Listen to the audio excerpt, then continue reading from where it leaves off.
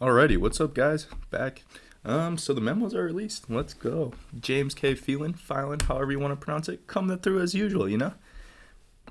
Yeah, so we're gonna start off here with Larson's memo in support of motion to dismiss. So this is gonna dive deep into like the analysis by the law firm and such. So I guess we'll get to start reading here. Okay, so XRP could be considered a security. Everyone knew this. Like, every respectable law firm will say this, and we'll get to it later in the article. Directed both Larson and co-founder, the firm analyzed a revised business plan and provided updated advice on numerous different topics.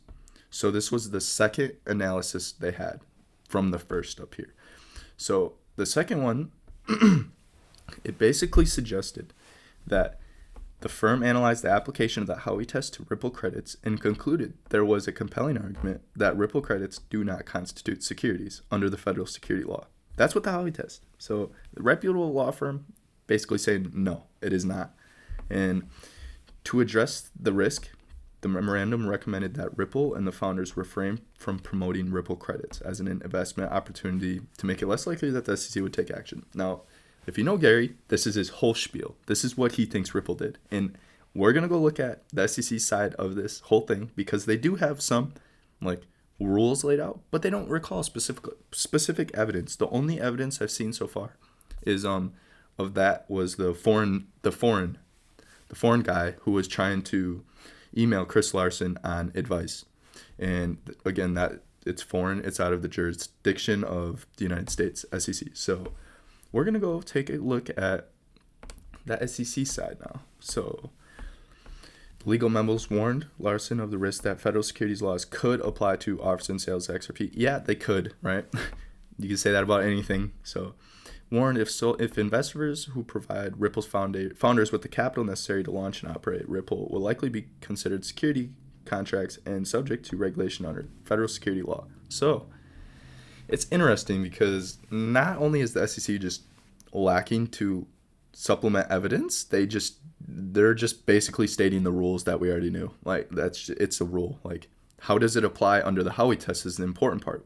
Everyone knows the rules. The SEC knows the rules. Ripple knows the rules. How is Ripple doing something bad, I guess, is what I'm looking for. Also warned subject to federal securities to the extent purchase by expectation of profits because of efforts of entity holding as little as 15% of all outstanding XRP. This could be a little worrisome.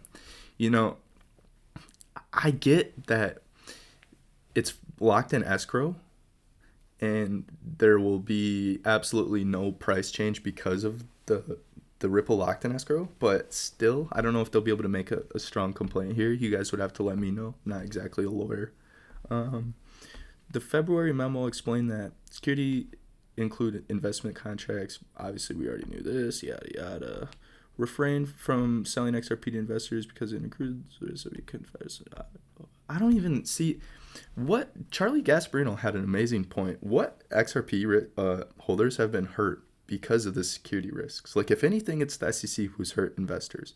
I'm not sure why Gary's like, we need to protect the market, but in all reality, he's hurting it. Obviously, we see this, but so reading down.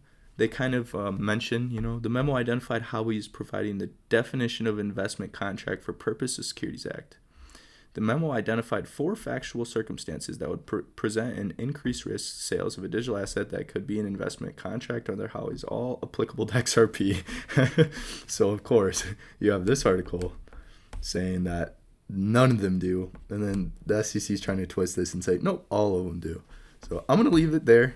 I could keep going through this, but it's basically just I wanted to see Chris Larson's side. And to me, when you have a respectable law firm who gives the company an analysis and says that specifically, like, stay away from promoting or promising expectations, and that it does not, like, the firm analyzed the application and concluded there was a compelling argument, it does not constitute. That's pretty strong right there. Like, it's going to be really hard for the SEC to fight FND, Fair Notice Defense, because clearly they were quite confused. And especially with Hinman's opinion being SEC guidelines, now FinCorp guidelines. Like, this is, FND looks like it's playing out to be quite juicy.